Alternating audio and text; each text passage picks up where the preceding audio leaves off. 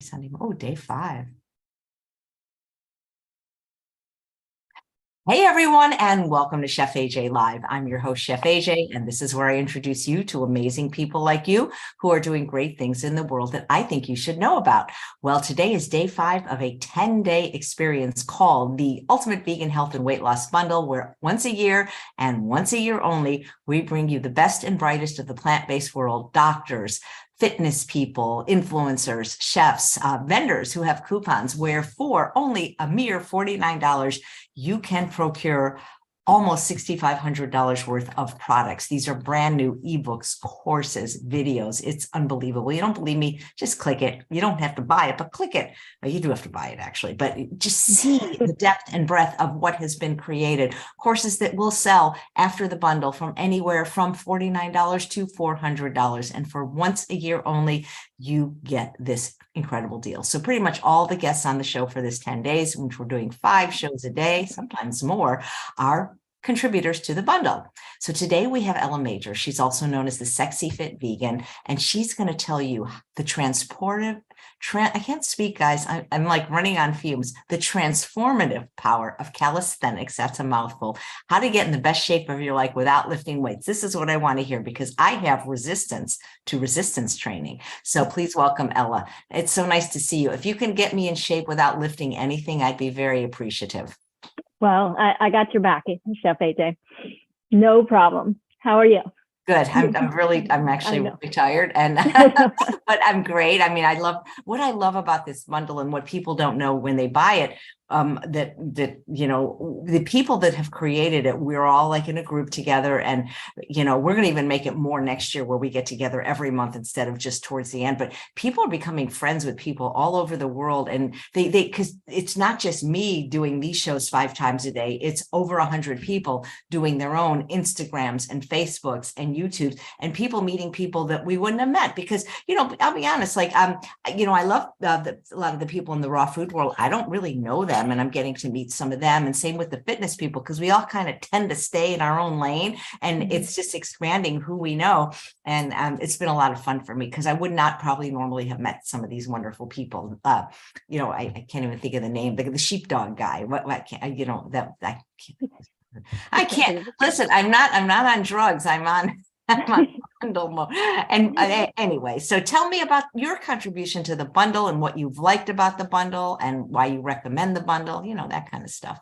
Well, yes. I mean, everything you put together and the people that you attract and bring together, Chef AJ, are just gold. And you're right. Like, people have reached out to do Instagram lives together, and it is a bonding experience for those of us in the bundle, and then also connecting with the people that are interested in it and buying it. And what I contributed is called the Complete Guide to Hitting Your Health and Fitness Goals, or to finally hitting your health and fitness goals. And it's all about sustainability for me. You know, I've been a personal trainer. I was a personal trainer for well over a decade.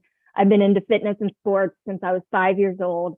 And I've worked with so many people who are gung-ho about getting in the gym and doing their thing and, you know, making this huge transformation of their body, and then watching them backslide afterwards because what they're doing and how they're doing it is unsustainable. So what my contribution is all about is how to create a way of life that's going to allow you to, yes, drop the extra pounds, yes, get in great shape, but then to maintain it, to stay there, to really build a healthy relationship and a harmonious relationship with food, with yourself, with your body, and with movement. And I've made some huge shifts in my own relationship with my body and movement over the years, and really actually getting away from that word like exercise and fitness, because so many people we have this idea about what that means, and it's usually punishment, right? Like, I mean, I did it for years, going through that endless, exhausting cycle of, you know, eating too much or eating the things that, you know, I knew were not going to serve me, and then feeling kind of crappy the next day, and then going to the gym and saying, oh, well, I got to work it off. And, you know, it's this punishment for what I did wrong. And that's exhausting, and it's not sustainable. So what I wanted to contribute was something that really helps people create a way of eating, a way of moving that is going to last them a lifetime. Yeah, I like what you said about that. Like people, a lot of times people use exercise as a punishment for overeating, and that never works. No, you can't outrun your fork. I mean, let's talk about 3 Oreo cookies, which are kind of accidentally vegan or whatever, right? How many burpees it takes to burn off the calories in three little Oreo cookies? Do you have any idea? I'm gonna say an hour at least. Well, it's well over 100, depending on your your body weight and shape, but over 100 burpees. Like if we are going tit for tat, right? If we're saying, okay, well, if I ate 3 Oreo cookies, now I got to go burn it off with 100 burpees. And these are, of course, it's not about calories. This is about, nutrition, right? And there's absolutely nothing positive coming out of an Oreo cookie, but also to burn that off. I mean, a real burpee. I'm not talking the half burpees. I'm talking about all the way down, chest to the ground, coming up, jumping high in the air. One burpee, 100 of those. I mean, so if we're talking about that, it's impossible, like you said. How many burpees to burn off a Slurpee? Oof. I'm just kidding. I used to love Yeah. Slurpees. I don't even know. I don't even think I can do one burpee. I once saw Miyoko Shinner do some burpees. I was like, that was impressive. She's an impressive human being. Yeah, absolutely. Or Chef Babette, who is in her 70s and can do like her age and push-ups, or Brenda Davis. These people are extraordinary. They really are. And there's so many amazing athletes that are actually my new podcast coming out that I'm interviewing some of them, and you've interviewed a million of them, but Robbie Ballinger, Fiona Oakes, these are people doing it on plants. And yeah, it has nothing to do with burning off food. So, this really for me is a base of, it's not even about self-discipline. It's about self-compassion, and then expanding that circle of compassion. So some people actually, like myself, who started out having so much compassion for animals and other human beings. I turned vegetarian at the age of 7, vegan at 15. I got my master's degree in social work because I wanted to contribute. It was like this life of having a lot of compassion for everybody else and very little for myself. And so for me, expanding the circle of compassion wasn't about moving outside myself. It was actually expanding it internally and getting to a place where I was using food and moving through the world in a way that was in care of my body and myself. And before it was punishment, before it was perfectionism, before it was, oh, I've got to put all this pressure on myself and have this body so that people will ask me how I did it. And then I can save animals because I can say it was because I was, went vegan, and I can show you how to do it without harming animals.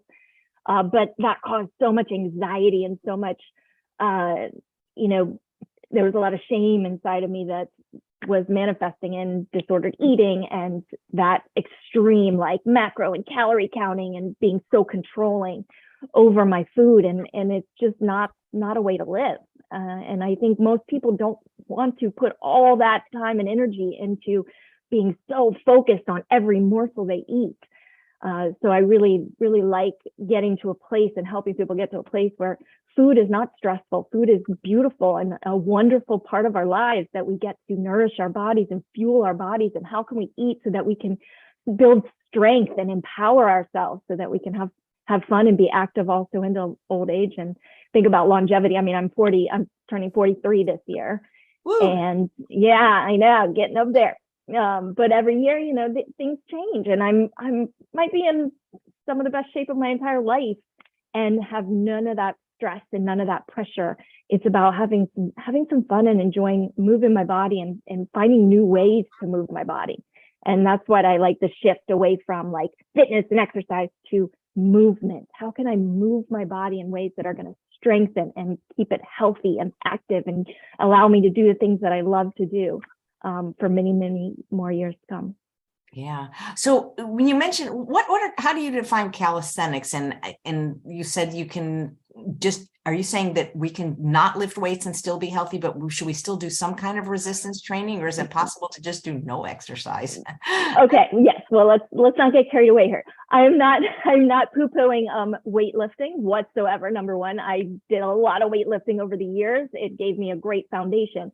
But what I've discovered recently, and honestly, it was partly because I was just bored. I was bored of getting in the gym and lifting weights. And I think for some people, it's very exciting. And for me, after many, many years, I was like, yeah, been there, done that. I want to do something different. And I kind of came upon the calisthenics, which is really, calisthenics is pretty much body weight exercise, body weight training. So you're not lifting weight, you're lifting your own body weight. But not picking up an external weight necessarily. You can do weighted calisthenics as well. But the point is, it's accessible to anyone, anywhere, right? We do not need equipment. I mean, we're talking about push-ups, we're talking about pull-ups, we're talking about squats, talking about things that we can do really without any equipment at all. Maybe a bar, I've got one above my door over there. So these are things that you can do in your own home with a bar. I've got some bands. These are things I take with me to the park so I can work out outside. Doing push-ups, there's unlimited variation of push-ups. And I do want to show you one trick in the push-ups on this live that everyone can utilize to strengthen their body and really start to work towards a push-up. I know a lot of women, especially, are not able to do one push-up, and there's nothing wrong with that, but I'm that person. Okay, Is charged. Now, a lot of the clients I've worked with too, we've gotten to this place where it's fun to kind of have a baseline. So choosing a few, and we can get fancy with the calisthenics, by the way. Like if you look into the calisthenics, and I'm doing some of this fun bar swinging and doing all sorts of fun gymnastics-y kind of things. That's calisthenics as well, but it can be as simple as a push-up. And then expanding on that push-up and doing different types of push-ups. And then if you can get a baseline of, okay, I can do one knee push-up, right? How great it is to be able to get to a place where you're doing 10 knee push-ups, and then you're taking your knees off, and then you can get one push-up, and then you can get 10 push-ups. And just the empowerment that comes along, the power that you feel when you're able to push your own weight up and keep strong, and knowing that these calisthenics exercises are very functional. I mean, we need to be able to push ourselves up, right? As we get older, we need to be able to get up out of bed. I mean, we're talking into our 60s, 70s, 80s, 90s, when this type of strength that you're building doing calisthenics type exercises is going to be important just to get through the day and be able to really live a high quality, long life. Wow, thank you. So are you going to actually show us something? Yeah, I was going to show you. I can't wait. Look, where are you? It looks like you have my living room. Do you have a cat? Because I see a cat. Like that's my dog. A cat condo? Oh yes, that's my I've got the cats and she doesn't hear well anymore. So cute.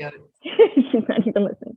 Okay, so what I want to show is a push-up, a proper push-up, because a lot of times we get really messy with our push-ups, right? And start to drag our feet down and back, drag our hips. But what we want to do is get in one straight line. And then the first step to getting a real push-up is actually what's called a scapula push-up. And it's going to work muscles. And when I started doing calisthenics, I've been doing fitness since I was 5 years old. And I started doing things in a different way, really paying attention to every movement, every muscle, really building a really strong mind-body connection. And then it's not just in the movement. It's about taking control of that movement in every muscle in your body, being able to engage those muscles and use those muscles together to create these movements. And the scapula push-up is simply like a shoulder shrug and then a push through. So for a proper calisthenics push-up at the top, you don't want to stay here. You want to push all the way through. So it's going to look like down and up and push. That little extra inch, I'm going to encourage everyone to try that little extra inch the next time you do your push-up. And you can do this on your knees. Everything is tight from my abs, through my glutes, through my legs. I'm down. As I come up, I'm going to push. And I'm going to pull my abs in tight. So now it's an ab exercise. It's not just a tricep and chest exercise. It's a full body exercise because I've added that little push at the end. Down and push, down and push. And when you can maybe do 10 regular push-ups, you start to add that little push through at the top every time and start to really engage every muscle in your body. Everything changes. And now what used to be 10 push-ups that was doable, now it might be 5. So we might be cutting the number in half, but you're engaging your body and strengthening your body in a whole new way that you may never have even tried before. So now I see people at the park doing push-ups, even like, bodybuilders in the gym, and they're doing, 100 push-ups. I'm like, that's only like a quarter of a push-up, like if you really get down to it. So doing that and the pull-ups are 2 great goals. And doing the pull-ups, I put a band so that you can get a thick band, different size bands. You put it around, you loop it through. So it's like this, and then you can put your knees in the bottom of the band, and it will help you do your pull-up. And that's all you need. You need a band and a bar. So Nice.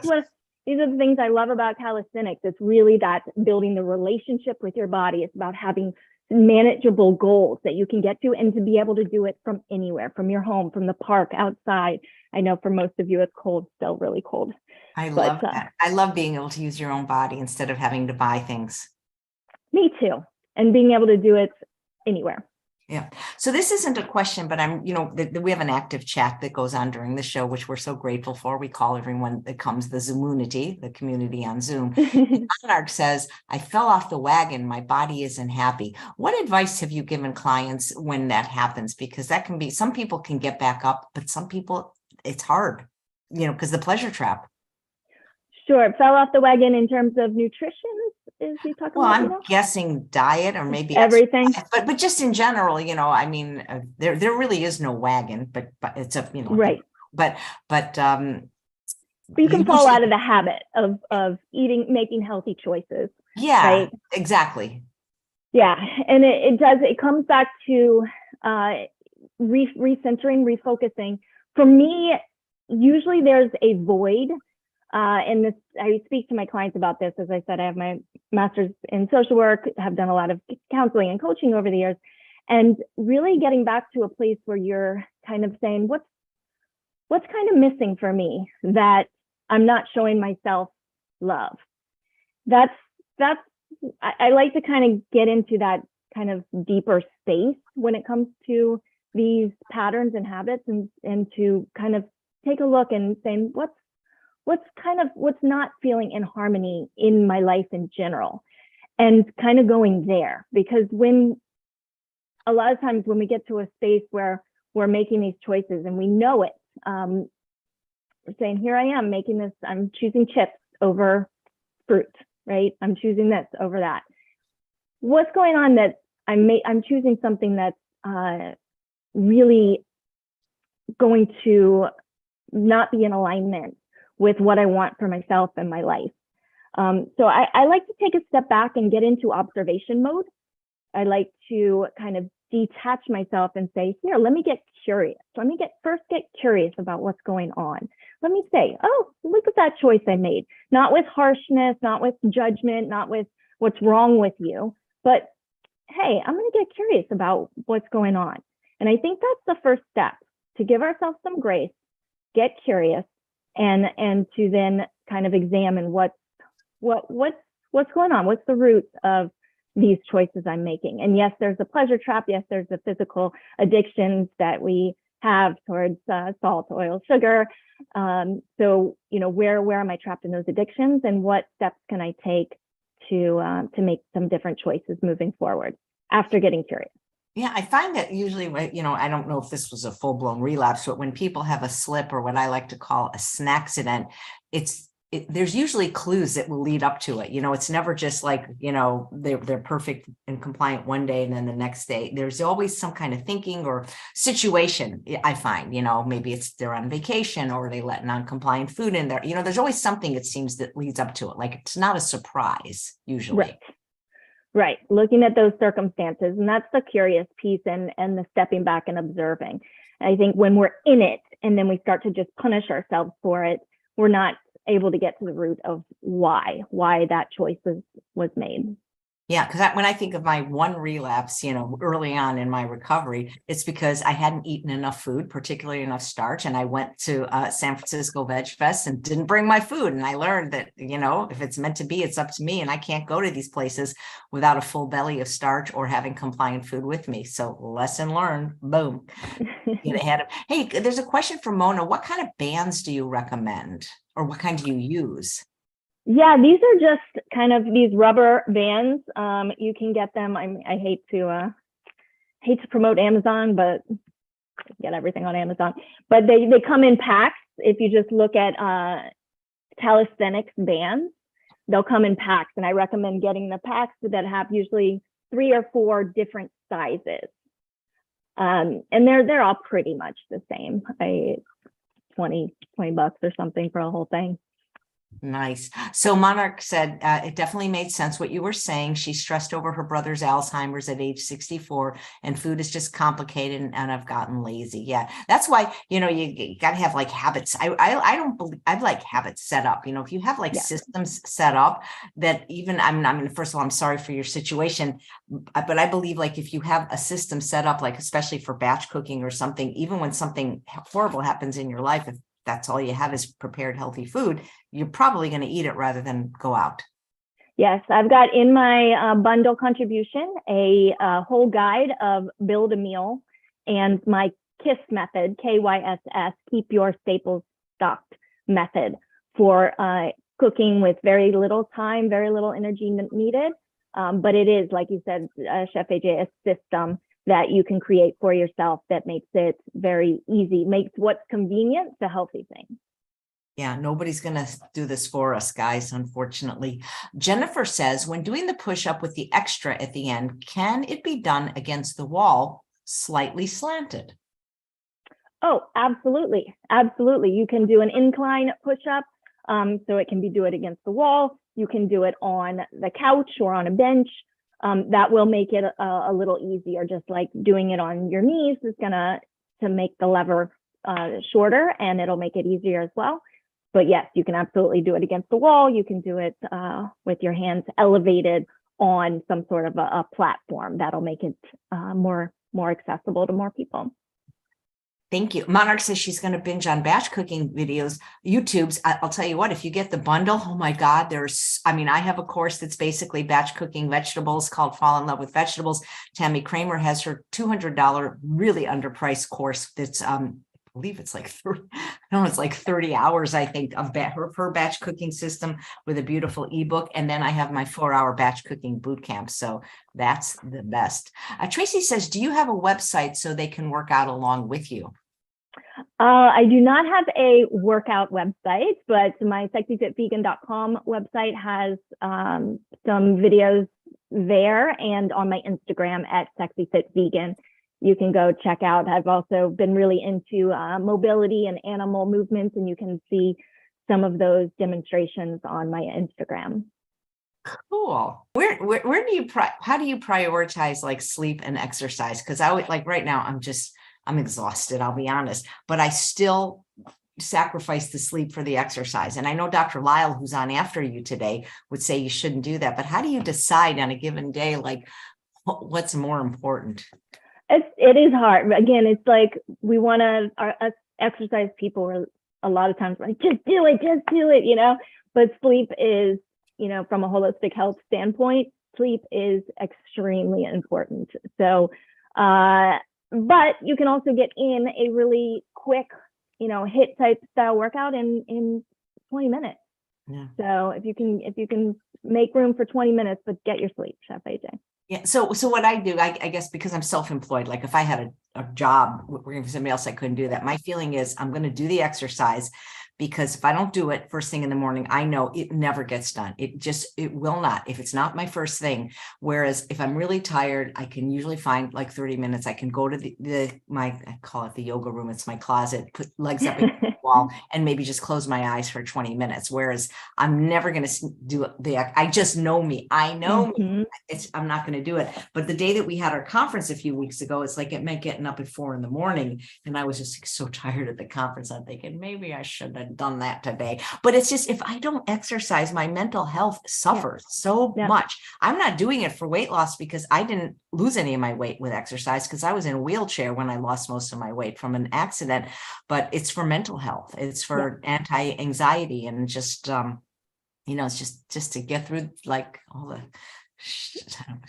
stuff that happens throughout. Well, I think that's such a good point, and that is one of the reasons I encourage people to find that form of exercise also that really does give you that mental and emotional therapy. It's for sure. I just did boxing this morning. That's one of my most therapeutic. Some days boxing, some days yoga, calisthenics. I throw the mix in there. Always have variety. Yeah. So here's somebody named AJ. Are longer workouts better or shorter and more frequent? For example, one walk of 45 minutes versus 3 walks of 15. I say get it in when you can and where you can. A 45-minute cardio type session is going to give you some benefits for the extended period for sure for cardio health. But if it's in your schedule and you can get in the 15 minutes, then I say get it in where you can. Yep. Margaret says she's going to get the bundle and follow through this time. Well, congrats. And I saw a question from Sally. How can I train to be able to do pull-ups? Yes. So the bands are going to be your friends for the pull-ups. Or if they have an assisted, if you're going to the gym, they might have an assisted pull-up machine. Really, the only way to get better at pull-ups is doing pull-ups. So doing other exercises for your back are not going to translate so well into the actual pulling up. So my recommendation is getting a band. If you can go somewhere where you can do a full hang and put your feet at the bottom, that's great. Otherwise, you can do it at home with your knees in the band. But it's really going to be about doing the actual pull-ups, just doing them over and over and over again. Use as thick a band as you need to be able to do at least 5 or 6. As you get to 10, then you can go down to the next level bands and you'll get lighter and lighter. So you'll go from the thicker, then the thinner, eventually a very thin one, and then voila, you've got a pull-up. Tracy says, I've been doing squats and I don't feel exhausted or the burn until I get to the 40 count. Am I doing them wrong? Not necessarily. You want to make sure that when you're doing your squat, you are getting down far enough into your squat with proper form. So you do need core strength to do it properly. The other thing you can start to add, if you don't want to add actual weight, which is one way to start to progress and be able to do less, so it will be a time saver, is adding plyometrics. So adding a little jump, adding a little air under your feet, picking up the pace. But when you do your squat, you want to make sure that you are getting down, if you can, to that parallel. So instead of stopping halfway, you want to be able to get down where you can, keeping your chest lifted and squeezing your glutes and your abs and the whole body. Speaking of abs, yours are incredible. Are those implants or okay, this is what I want to know. How does one look like you with absolutely doing nothing and no with doing nothing? I'm just kidding, but man, those are very nice abs, by the way. Yeah. Thank you. It's been, the best part about it is that I don't stress about food or exercise or my body anymore, and to be able to get to a place where I'm able to share that and the emotional work that has gone into it, the mental work has been much more challenging than the actual physical work. To get to this place where I eat intuitively, I eat without counting macros, without tracking calories. I exercise because I love it and it feels good, not because it's a punishment. You're quite inspiring. I think you're such a great spokesperson for this way of eating and living. So I nominate you to be the face and body of veganism. Thank you. Yeah. Well, pretty soon you can be the sexiest vegan over 50 because PETA has a contest, but we've got to wait a few more years for that. Few more years. Yep. Karen says I'm on my way.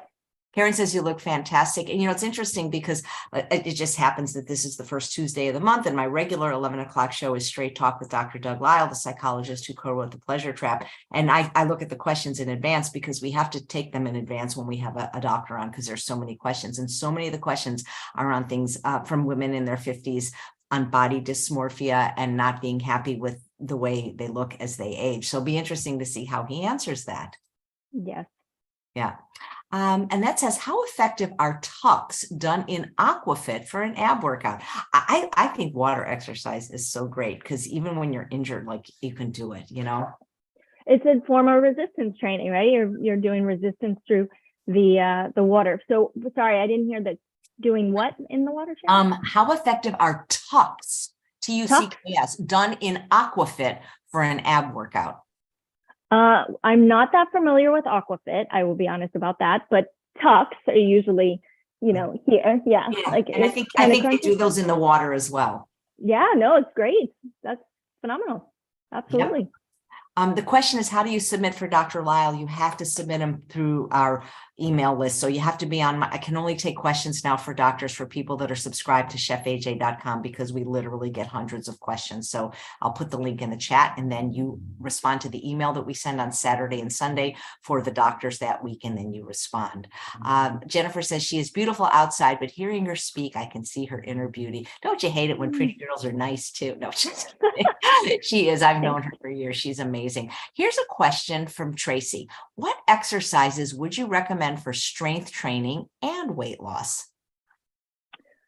Yes. So I really love functional movements, again, because you're utilizing your entire body. So I'm talking about these types of strength training exercises. Adding weight is a great way to build lean muscle.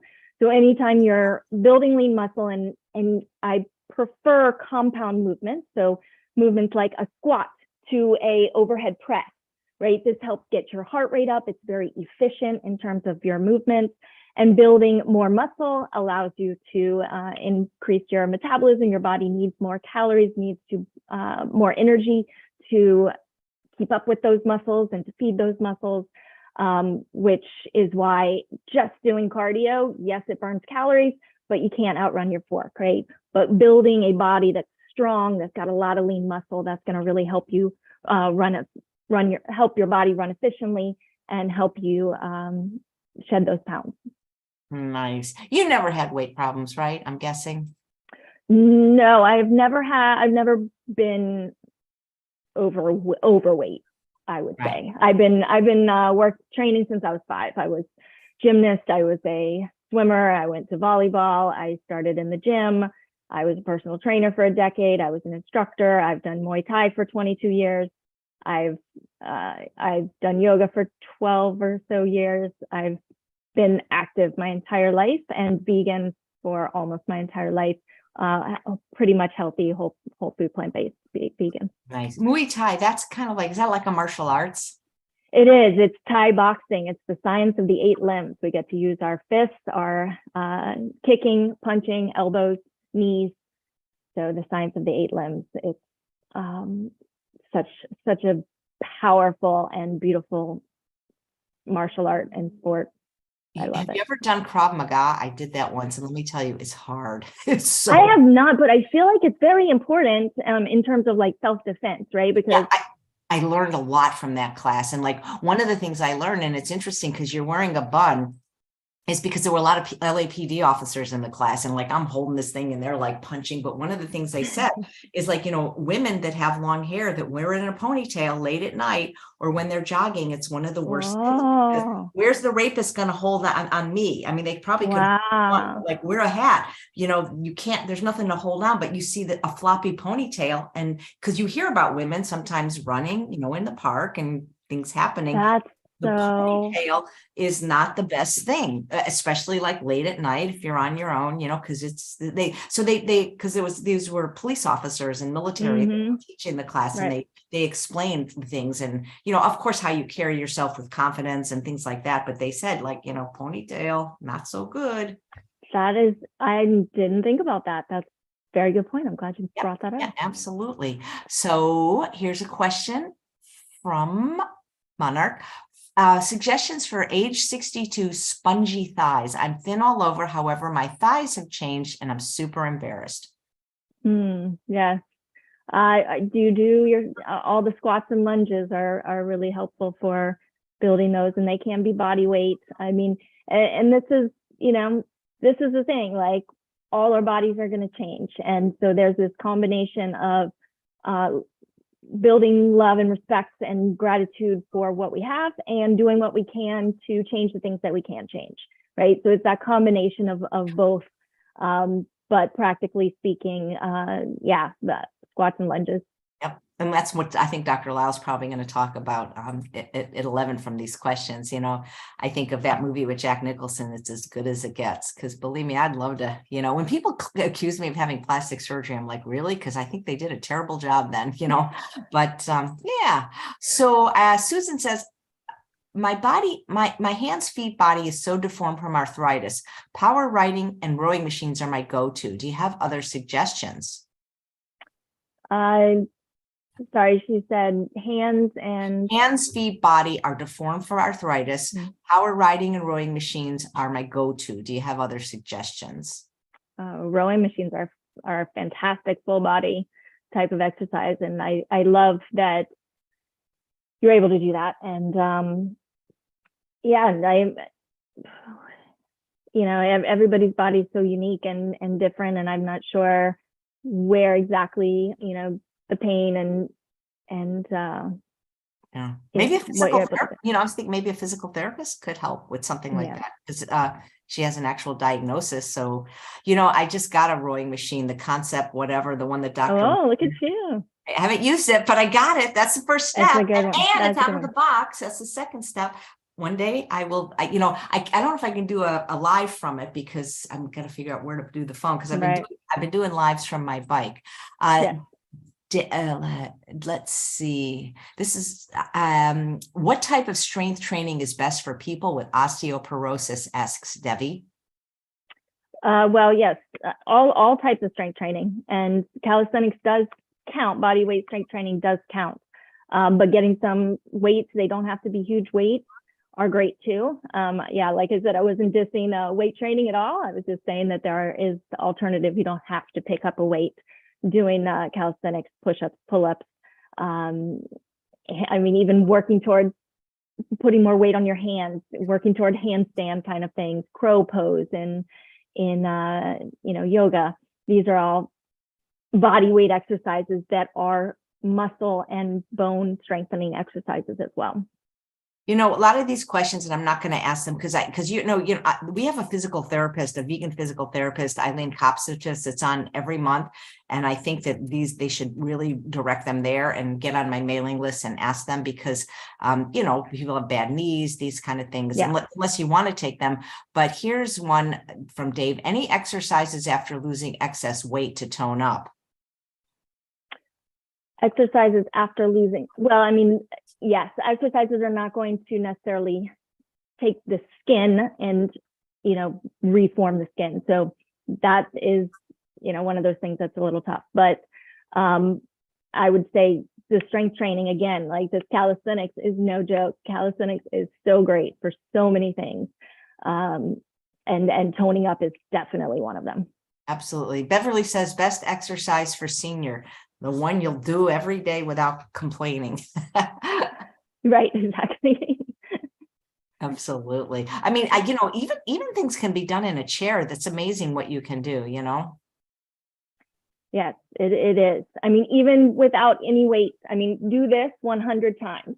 And again, it's also the mobility piece of this. So like some of these, being able to do that without lifting your arms. This is a mobility exercise. You do this 100 times. I guarantee you're going to be feeling it. Yeah. You don't teach any exercise classes, do you?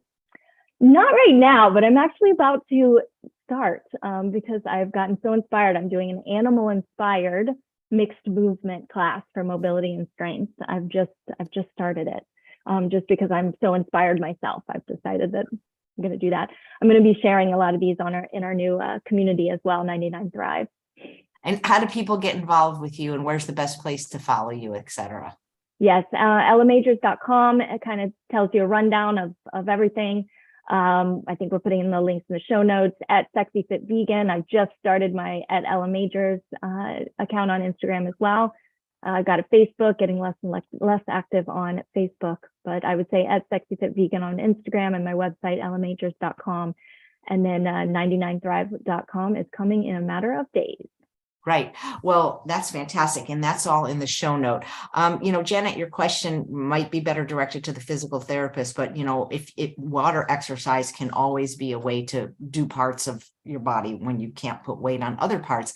Megan says, how much more plant protein do we need if we want to grow muscles? Is there a ratio?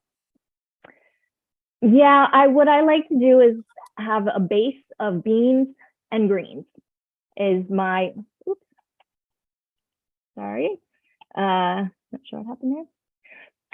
My base of everything is beans and greens. Like that's my go-to. I eat kale with beans for breakfast. So I know it's probably freezing. Oh, I froze for a minute, didn't I? I think I froze. Oh, somebody froze. That's okay. You're good. I can hear you. Okay. Yeah. So what I'm saying is that beans for me are my main source of protein.